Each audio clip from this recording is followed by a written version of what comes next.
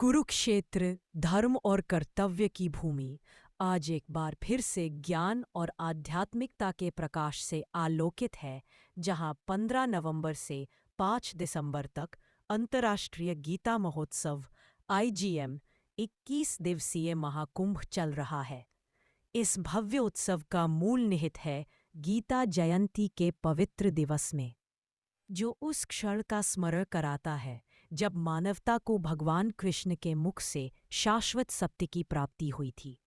हम यह उत्सव इसलिए मनाते हैं क्योंकि आज से लगभग 5 सहस्राब्दियों पूर्व महाभारत के युद्ध क्षेत्र में मोह और विषाद से ग्रसित अर्जुन को उनके सारथी भगवान कृष्ण ने आत्मज्ञान प्रदान किया था।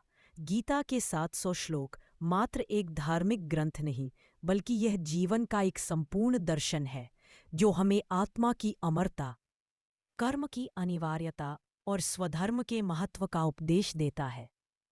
अंतर्राष्ट्रीय गीता महोत्सव 2025 का यह ज्ञान हर युग में मानव जीवन की हर दुविधा का निवारण है।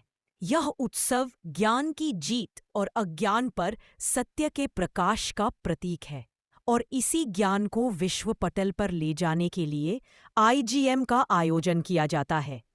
आईजीएम 2025 इस वर्ष अधिक व्यापक है, जिसमें मध्य प्रदेश भागीदार राज्य के रूप में शामिल है, जो हरियाणा की विरासत के साथ अपनी समृद्ध आदिवासी कला और लोक संस्कृति का अद्भुत मिश्रण प्रस्तुत कर रहा है।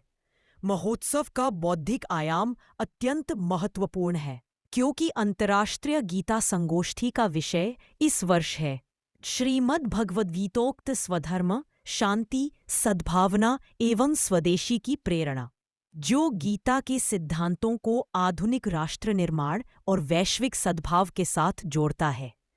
महोत्सव के कार्यक्रम इतने विस्तृत हैं कि ये हर आयु और रुचि के व्यक्ति को आकर्षित करते हैं। दिन की शुरुआत सन्निहित सरोवर पर दैनिक श्रीमद् भगवद गीता पाठ एवं यज्ञ से होती है, जो पूरे वातावरण को पवित्रता से भर देता है, जो भारत की कलात्मक विविधता को दर्शाते हैं। ज्ञान और शिक्षा के लिए गीता पुस्तक मेला और विभिन्न धार्मिक एवं शैक्षणिक संस्थाओं की प्रदर्शनियां भी आयोजित की जाती हैं, जहां श्रद्धालु गहन ज्ञान की तलाश कर सकते हैं। युवा पीढ़ी को गीता के ज्ञान से जोड़ने के लिए विद्यार्थियों के लिए गीता श्लोकोच्चारण, भाषण, निबंध लेखन, चित्रकला और रंगोली प्रतियोगिताएं आयोजित की जाती हैं, जबकि मनोरंजन के लिए झूले भी पूरे दिन माहौल को खुशनुमा बनाए रखते हैं।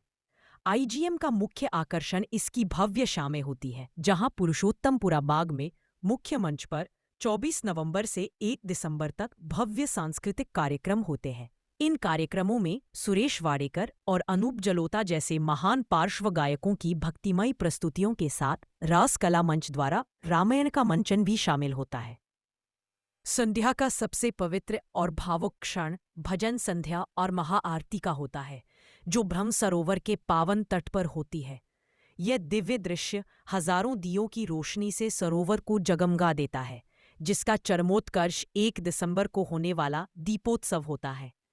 आरती के तुरंत बाद आधुनिक तकनीक के माध्यम से प्राचीन कहानियों को जीवंत किया जाता है, जिसमें महाभारत और गीता पर आधारित लाइट एंड साउंड शो और भगवान कृष्ण के विश्वरूप पर 3D मैपिंग शो शामिल है। यह दृश्य अनुभव ज्ञान के विराट स्वरूप को एक अनोखे और तकनीकी रूप से उन्नत तरीके से प्रस्तुत करता है। इस प्रकार